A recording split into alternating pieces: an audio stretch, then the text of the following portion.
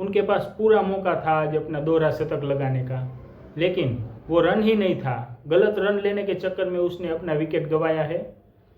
हम चाहते थे कि वो 200 रन बनाए यहाँ पर, और उनके पास आज 300 रन बनाने का भी मौका था, लेकिन वो गलत रन ले लिया और यहाँ पर रन आउट हो गए।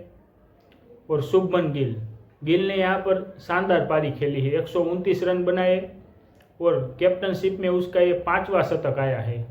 इससे पहले 4 शतक उन्होंने इंग्लैंड सीरीज में लगाए थे, इंग्लैंड का दौरा अभी हुआ था, वहाँ पर 4 शतक आए, फिर ये 5वां शतक दिल्ली के अरुण जेटली स्टेडियम में लगाया। देखिए, जब से उन्हें कैप्टनशिप मिली है तब से वो फुल फॉर्म में है। और नीतीश कुमार रेड्डी ने भी बढ़िया अच्छी खासी आज पारी खेली है, 2 छक्के लगाए हैं, 4 चौके और 43 रनों की ये पारी खेली। और ध्रुव जुरैल 44 रन पे खेल रहे थे, लेकिन छक्का लगाकर वो 50 पूरी करने में उसने अपना विकेट गंवा दिया।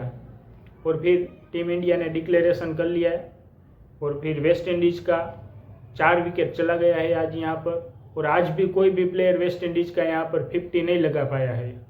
और रविंद्र जाडेजा को 3 विकेट मिली और 1 विकेट निकाला कुलदीप यादव ने। और आज का दिन समाप्त हो चुका है, और पूरा दिन आज जो है टीम इंडिया के नाम रहा है।